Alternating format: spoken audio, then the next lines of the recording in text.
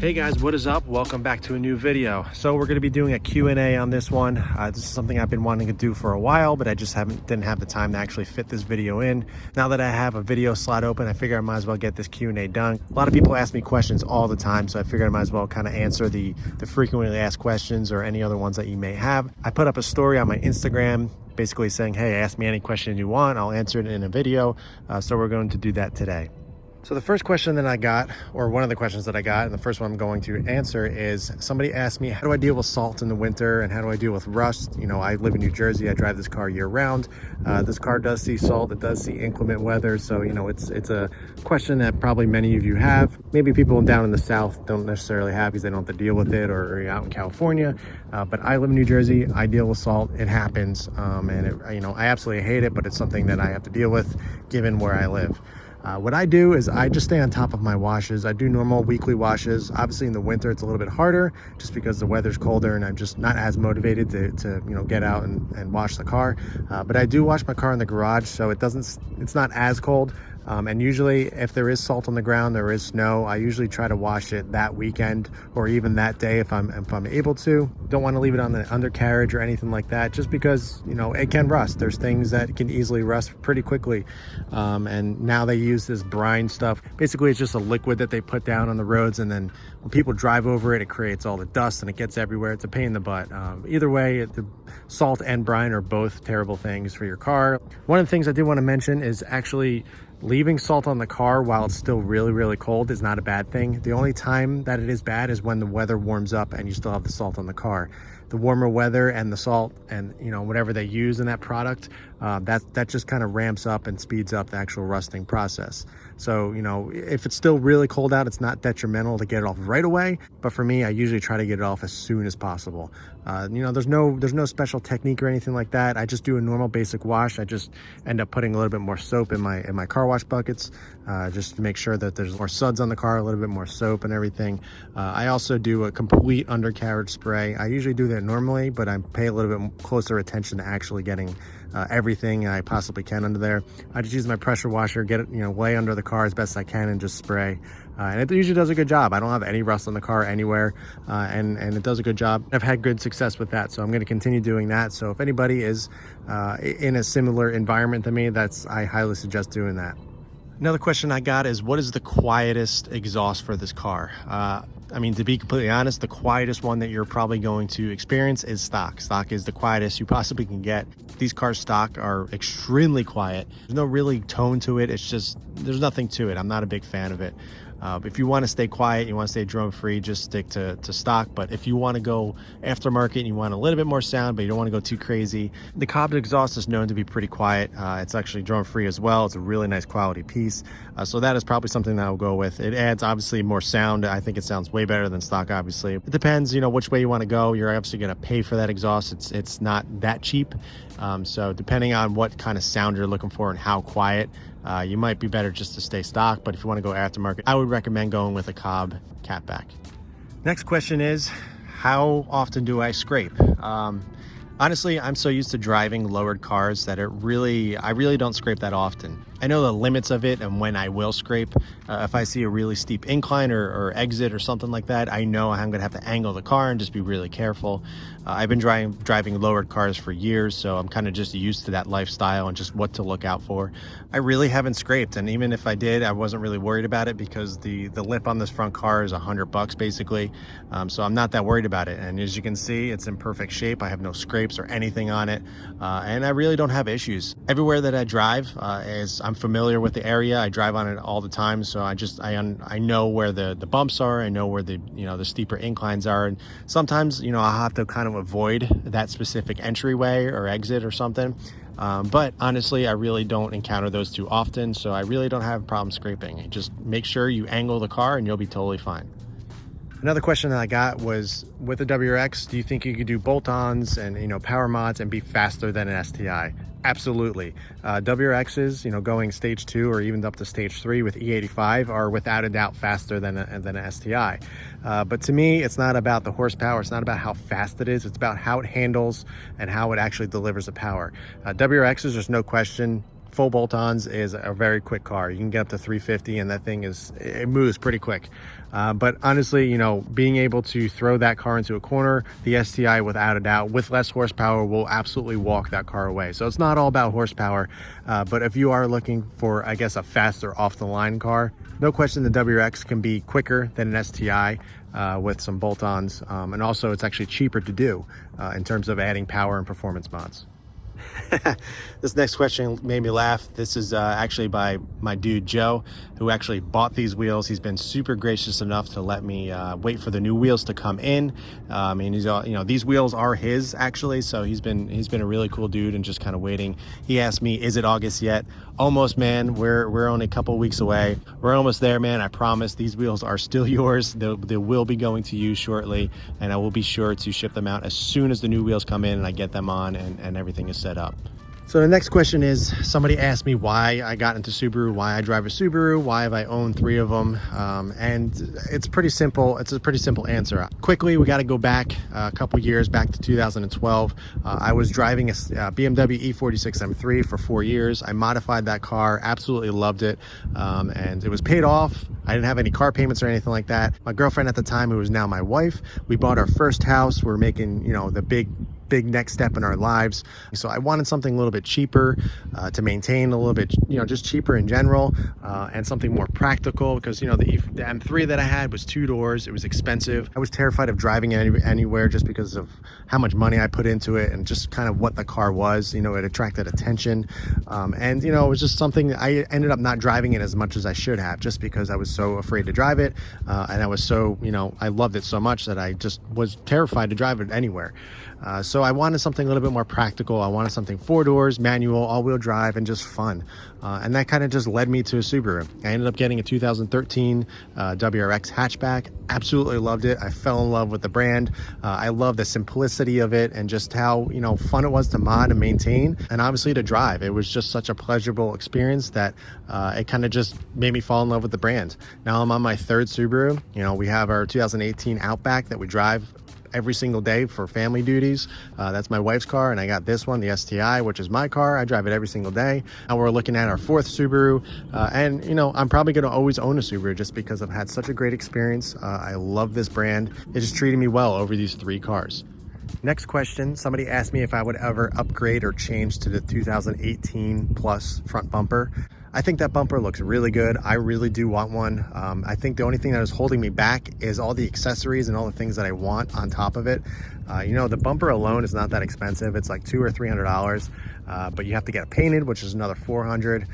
The grill you have to buy. I'd want the carbon fiber one, and then you got to get the JDM fog lights, which are another like $500, and you get another lip, and, you know, it really adds up, and you're looking at around $1,500 just to get a front bumper on the car. While I still love this front bumper, you know, there's really no need to change other than just to, you know, update it, I guess. Someday down the line, if I do keep this car longer, I definitely would like to upgrade to the 2018 Plus bumper. I think it looks really good. I'm actually constantly looking on eBay or, you know, anywhere just to find a really good deal, but I haven't really come across one. There's lapis blue is kind of I wouldn't say a rare color, but not as many people have it. I come across a lot of World Rally blue ones, gray ones especially, and white as well, but I really don't find that many lapis, you know. And buying a used bumper a different color is kind of pointless because you're just got to repaint it anyway. So the only way that I would buy it used is if it was lapis and it was in really good shape. Otherwise, it is a decent investment in terms of, you know, what money you need to put up front to actually get it to where I would want it. But yeah, I definitely want to upgrade at some point. I think it will look really good. But I'm not upset with this front bumper. I still think it looks great. It still looks aggressive, and everything I've done to it, I think it really complements the car well. So next question that I get asked is, how do I keep my car so clean with kids? Now, I have 2 kids. You know, to be honest, we really don't use this car as the family car that often. Maybe once on the weekends we'll take the, you know, I'll take the kids and we'll go out or something, go for a drive or whatever it may be. But honestly, it really isn't that hard. We, you know, we use the Outback as a family car for all the family duties. You know, I try to stay on top of that car as well in terms of cleanliness, but it's a little bit harder. You know, it's my wife's car. She keeps it clean. She, you know, she understands my obsession and my craziness, but it's nowhere near the cleanliness of this car and how clean I keep this one. But, you know, my kids do travel in this car. Honestly, my kids understand, you know, just don't touch daddy's car. I'm not mean about it. I really, you know, I'm not saying like, oh, you can't do this or that. They just understand. You know, I don't yell at them or correct them that they shouldn't be doing this or that. You know, I want them to be interested in my passion in cars and everything. So when they do ask questions or they want to go in it or something, you know, I let them. I'm not this crazy person that I'm like, no way, you can't be around the car, you can't touch it or anything like that. They respect my things, and you know, that's something that we've taught them. And the one thing is, I don't let them eat in the car, just because, you know, how kids are. My kids are pretty neat. They really don't make that big of a mess when they eat. I mean, sometimes they do, but you know, in the car or something, they have a snack. I don't necessarily let them eat in there.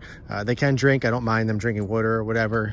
They're pretty neat about it and they understand. So yeah, I mean, that's pretty much it. They just respect my things, and you know, I've kind of taught them from a young age. It's daddy's car, and you know, just respect it. If you want to ask questions, you certainly can, and I have no problem. That is how it stays so clean. You know, there's really not much to it. Obviously, I stay on top of the cleaning and washing the car and everything. If we ever do go for a drive and, you know, it gets a little dirty or whatever, I just end up vacuuming it up or wiping it off or whatever it may be. You know, I don't leave it, you know, until the next wash. I just stay on top of it, and that is how it stays so clean.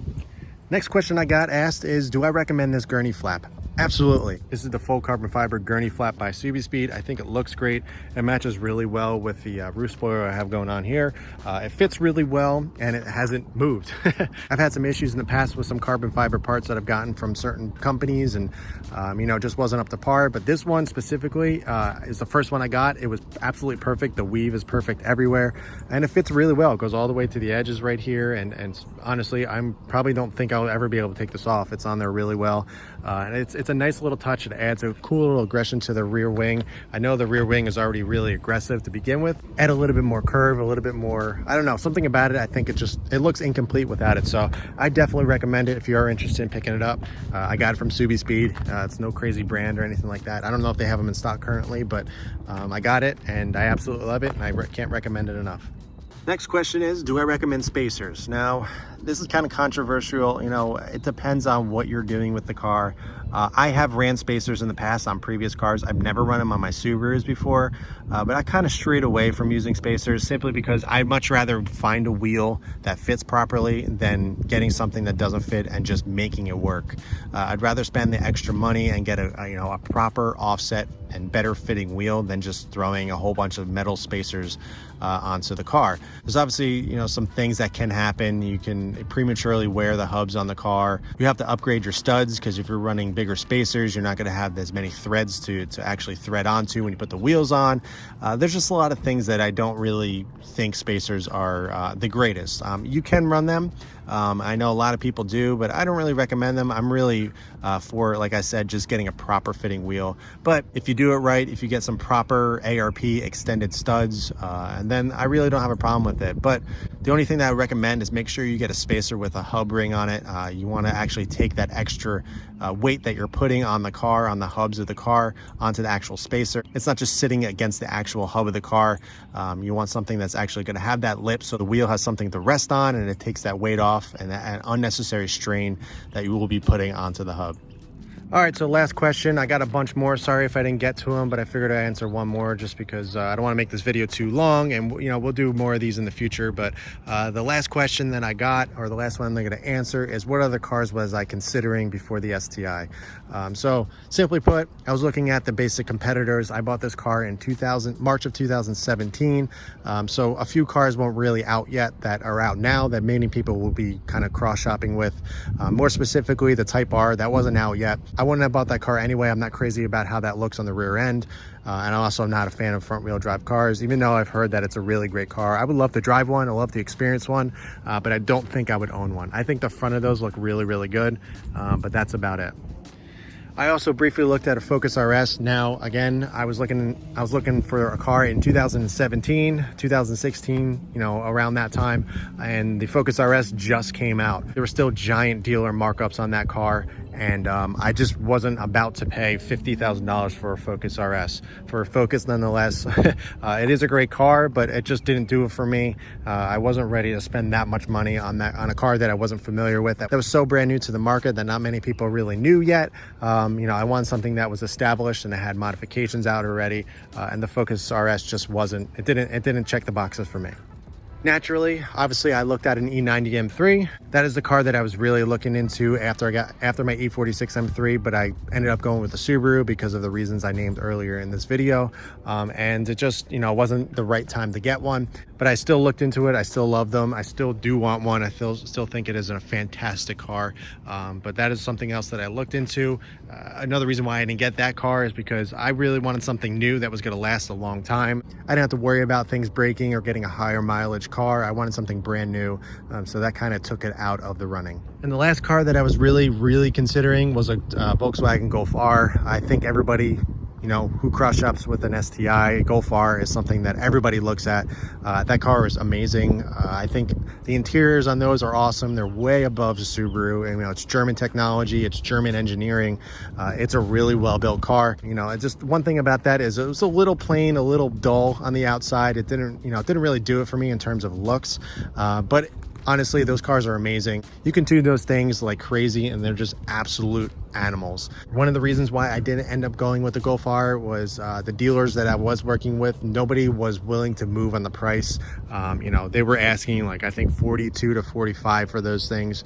Well, I think it is worth it in terms of what you get. I just wasn't prepared to spend that much on a Golf R, so that kind of took it out of the running, and it just didn't really check all the boxes for me. The manual transmission was just okay. I felt like it was a little numb, a little loose to me, and it just didn't do it for me. It was a much smaller car. It didn't have as much space, but yeah, it's still a great car. I would still love to drive, a modified stage 2 or stage 3 Golf R. I think that'd be really cool. Who knows? Maybe I'll own one in the future. I don't know, but it's definitely a cool car, and it's definitely something I considered when I was looking for my STI. I appreciate everybody that contributed, all the submissions, all the questions. It was really fun. I really did like going through everybody's questions and seeing what you guys were curious about. I tried my best to answer the frequently asked questions, the questions that I got most often, just because obviously more people are more interested in those questions than something really specific. So I tried to weed through and look through them all and made sure I answered ones that you guys were interested in. But I will be definitely doing more Q&As in the future. I hope you guys enjoyed this video. I think it was really fun. Something a little different. Obviously, it's not some unboxing or review or anything like that. I want to interact with you guys. I want to make sure that I'm listening to you guys, and that I do read the comments, and I appreciate every single one of you. So I figured I would do something like this. I thought it would be kind of cool. It's something that a lot of people do, but I definitely want to do this in the future just to keep you guys interacted and let you know that I am listening and I hear all your questions and I'm here to answer them. But yeah, that's it for this one, guys. I hope you enjoyed this one. In the meantime, keep it clean, keep it simple, and I'll catch you in the next one.